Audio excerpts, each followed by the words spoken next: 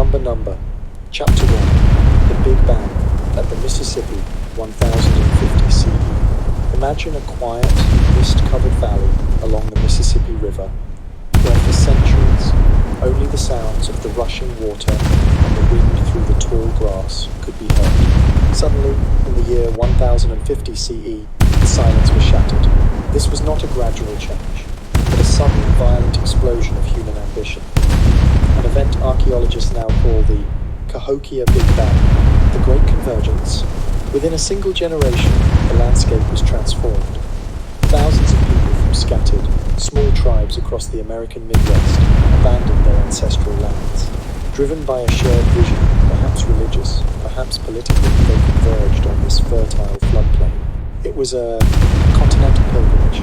Tens of thousands of feet trod new paths into the earth, carrying tools, seeds, and a determination to build something the world had never seen. Within just a few decades, a wilderness was replaced by a sophisticated urban epicenter. It was the birth of the first true North American metropolis. A masterpiece of urban planning, Cahokia was not built by accident. It was a feat of pre-modern engineering and branding. The city was laid out on a strict cosmological grid, aligned with the stars in the cardinal directions. The Grand Plaza. At the heart of the city sat a monolithic central plaza, spanning nearly 50 acres, roughly the size of 45 American football fields. This massive space was perfectly leveled by hand. It served as the city's stage, a place for massive public rituals, high-stakes games, and the heartbeat of trade. The grid system surrounding the plaza, the city followed a checkerboard structure. Residential zones were organized into distinct neighborhoods, with houses made of woven saplings and thatched roofs, all arranged with mathematical precision. The architecture of power. The skyline was dominated by rising earthworks. These weren't just hills, they were monuments of social hierarchy. The elite lived atop massive, flat-topped mounds, looking down upon the thousands of workers below. This physical separation created a powerful visual brand for the city's leadership, positioning them as closer to the heavens than the common man. As the sun rose over the Mississippi in 1050 CE, it illuminated a city of smoke, wood, and earth. Cahokia had become the city of the future, a beacon of human organization that would dominate the continent for centuries to come. Number. Chapter 2.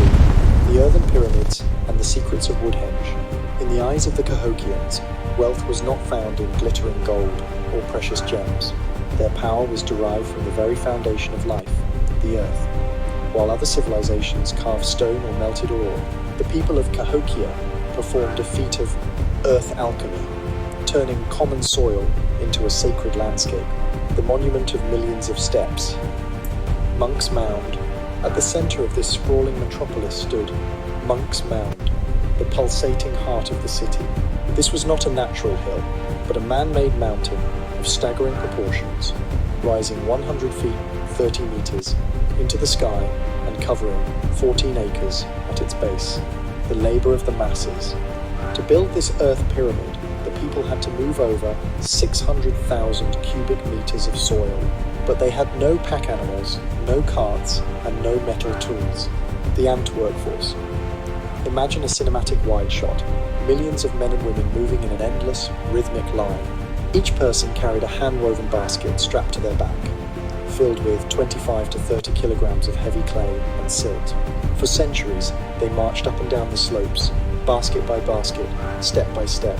It was a monumental sacrifice of human sweat and bone, a physical manifestation of their devotion to the state. The Great Sun. At the summit, far above the common people and the river mists, sat a massive wooden palace. This was the home of the Great Sun, a priest king believed to be the brother of the sun itself. From this height, he could witness every movement in his kingdom, positioned perfectly between the world of men and the realm of the spirits.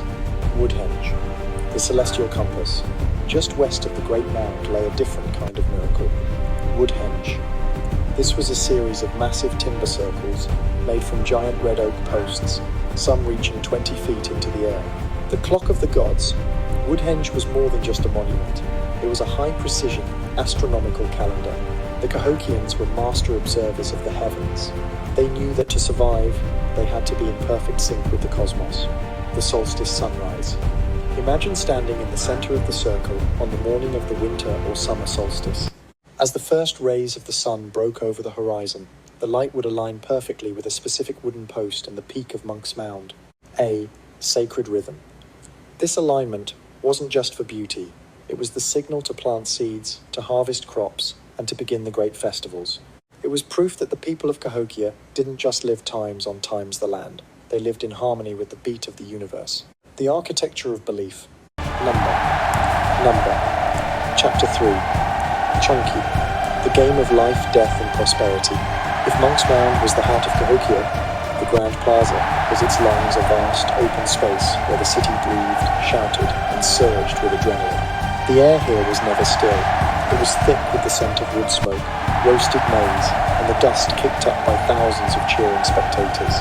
The spectacle of Chunky, the centerpiece of social life, was a game called Chunky. It was more than a sport. It was a high-stakes ritual that blended athletic prowess with religious fervor. The mechanics. A starter would sprint across the leveled plaza and hurl a polished stone disc called a times, discoidal times across the ground. As the stone rolled and wobbled at high speeds, two competitors would chase after it, launching long, feathered spears into the air. The goal.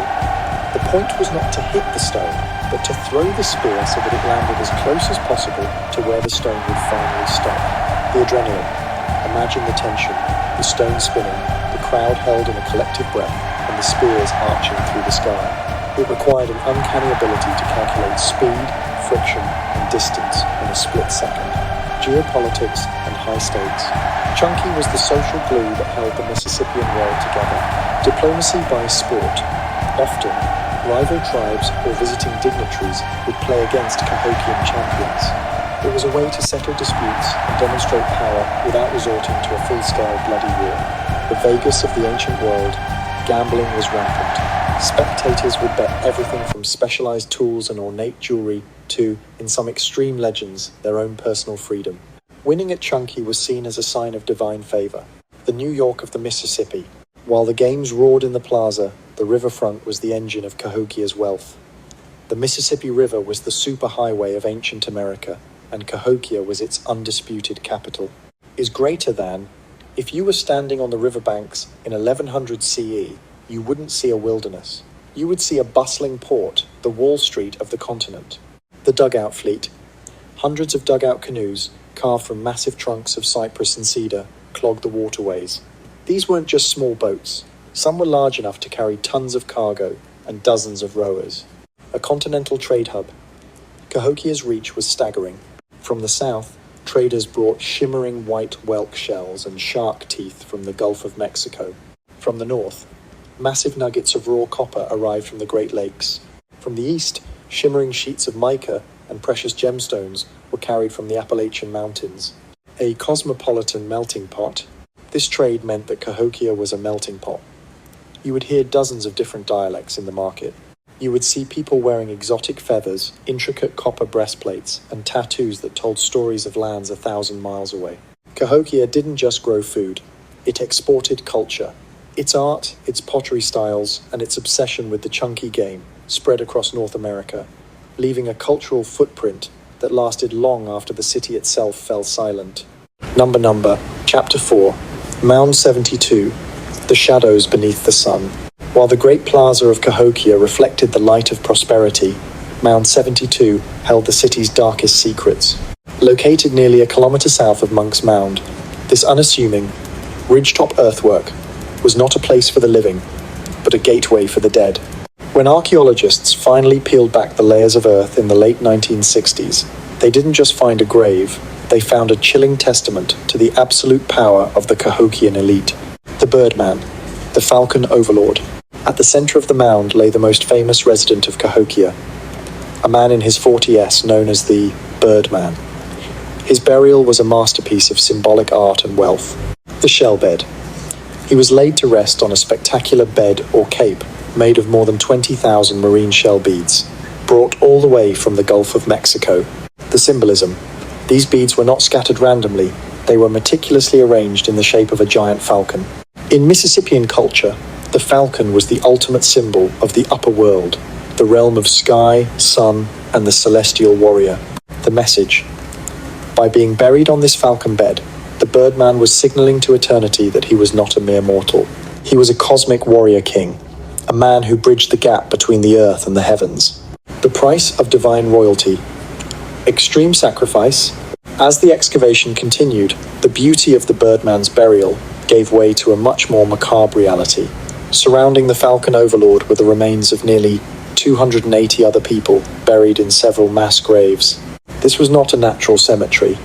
It was a site of systematic human sacrifice, the handmaidens of the afterlife.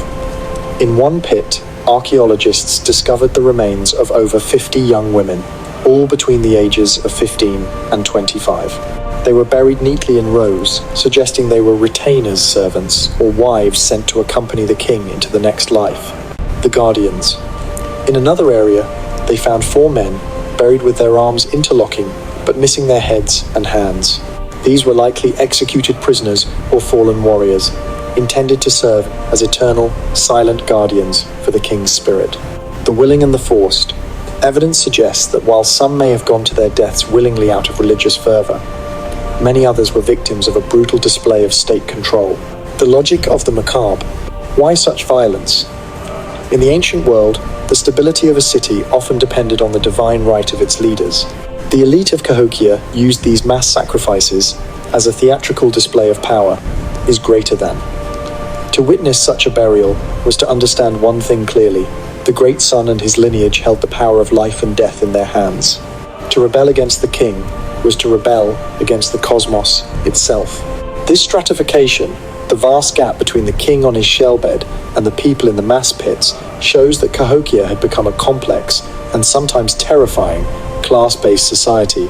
The city of the sun was built on the backs of the many, but it was anchored in the earth by the blood of the sacrificed. Cahokia trở thành một thành phố ma. Chapter 5. Họ chỉ đơn giản là rời đi. Các nghiên cứu cho thấy những trận lụt lịch sử của sông Mississippi đã phá hủy mùa màng.